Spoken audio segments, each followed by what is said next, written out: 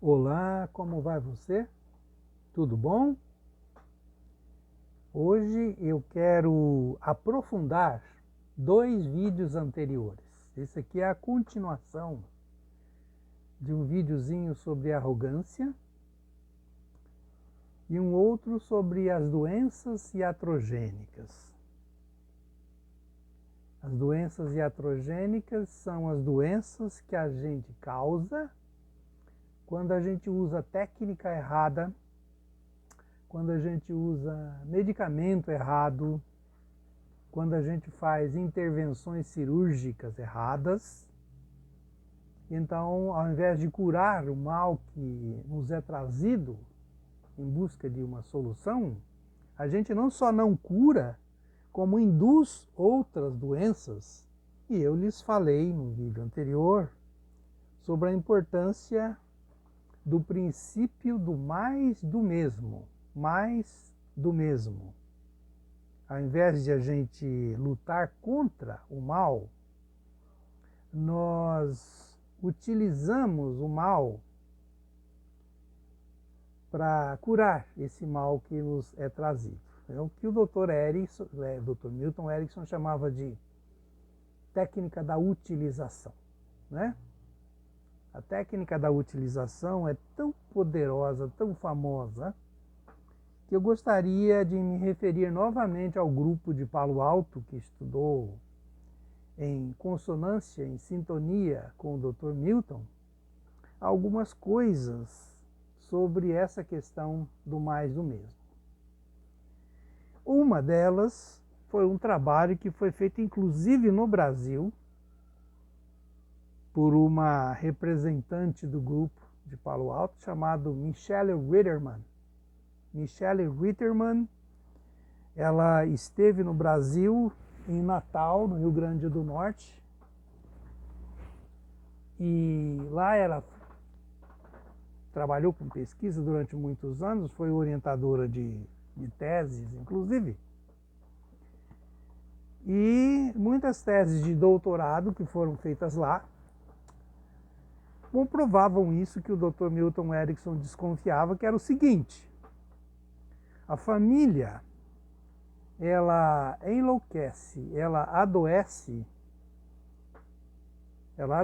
os seus representantes, e ela não sabe disso, porque ela é analfabeta, ela tem dificuldades. Ela adoece utilizando técnicas de hipnose. A família doente não sabe nem ler, mas ela usa técnicas de hipnose. Hipnotizam o seu doente para que ele se torne, eventualmente, o bode expiatório, aquilo que ele veio ser na família. Ok?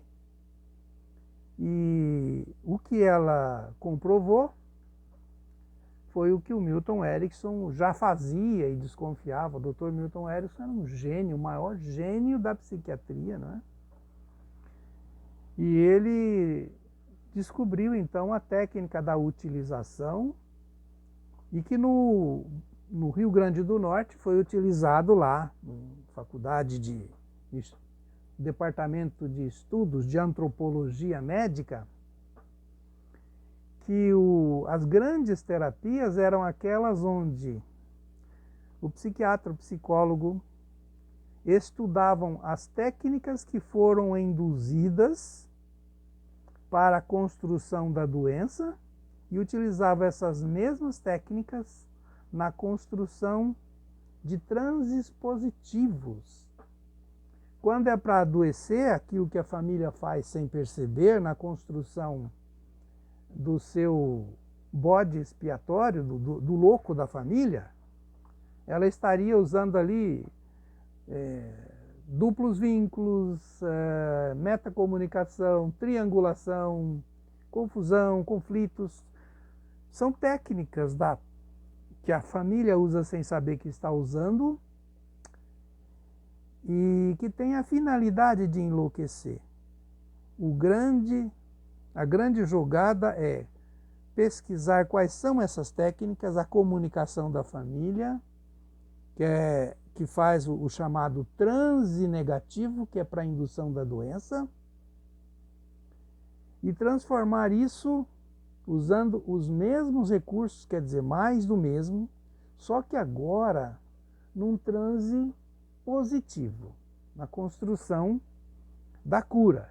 Isso que é feito numa terapia, né? Então, a ideia é nunca lutar contra o mal, utilizar a técnica, utilizar aquilo que enlouquece para desenlouquecer. Essas coisas que foram trabalhadas em textos como esses, né? Terapia Não Convencional, do Dr. Jay Haley, meu querido professor já falecido, né? Que teve em São Paulo a meu convite para dar cursos em 95 e 96. The Uncommon Casebook, A Complete Clinical Work of Milton Erickson. É um manual não convencional. E então eu não vou aplicar numa terapia, num tratamento, aquilo que é tido como algo aceitável, aquilo que eu tenho disponível, porque se eu dou um remédio, como aconteceu lá no caso do Samuel Hahnemann, né? Se eu dou pedra de quinino para curar uma febre, usando um medicamento errado, como se fosse para curar uma gripe, eu vou induzir, além da gripe, a febre. Samuel Hahnemann descobriu que quando os índios tomavam pedra de quinino para curar a febre e não estavam com febre, eles ficavam com febre em função de ter tomado a tal pedra de quinino. E esse mesmo princípio foi o princípio que o Vital Brasil usou aqui no Brasil para a construção dos soros antiofídicos. Eu preciso saber quais foram as técnicas, as intervenções que a família fez para enlouquecer o meu paciente, para que eu possa usar as mesmas técnicas, só que agora com consciência, dentro de uma linguagem clínica, utilizada como técnica, para que então eu possa curar. É o princípio do soro antiofídico, né? Eu utilizo a peçonha, o veneno, do mesmo bicho peçonhento para curar, construindo soro antiofídico. Mesma coisa para curar. Que foi também, como eu disse no vídeo anterior, o que o Edward Jenner, da Idade Média, usou para a construção da vacina, né? Quando ele descobre que as pessoas que tiravam leite das vacas doentes com varíola não ficavam doentes porque elas, de alguma forma, no contato com a doença, se vacinavam. E então ele descobre que o que acontece com essas pessoas que tiram leite, essas pessoas não ficam doentes, e descobriu então que precisavam de um contato da pessoa vacinada, sendo vacinada, com a doença, porque nesta vacinação, quer dizer, ela colocando cuidadosamente esse vírus dentro de si, ela não ficaria doente. E aí surgiu então a vacina, o princípio da vacina. Então, nós estamos falando aqui do uso do mais do mesmo, de não fugir da doença, não lutar contra a doença. Terceira lei de Newton, né? Toda vez que eu luto contra, eu tenho uma relação em intensidade igualmente, em sentido oposto, e crio resistência. O que são resistência? Aquilo que o Freud estudou ao longo da vida toda, que dificultava as terapias, não é verdade?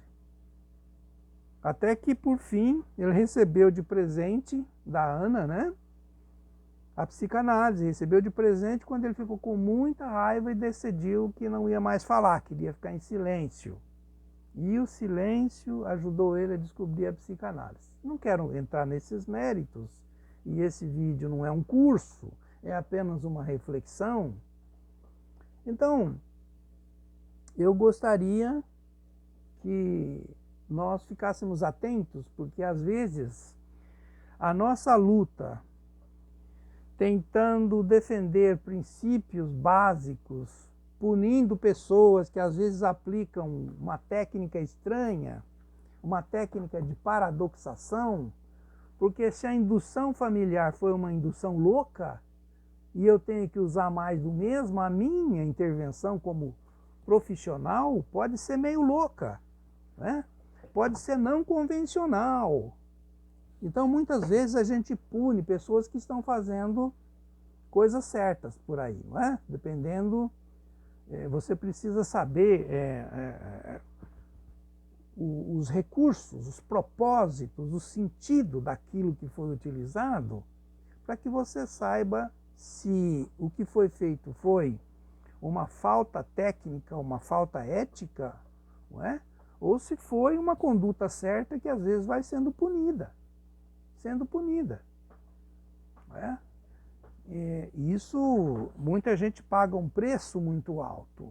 Por isso que Jesus Cristo, na hora em que estava sendo julgado, ele resolveu ficar quieto, em silêncio, porque não adiantava falar, não adiantava ele agir contra aquilo.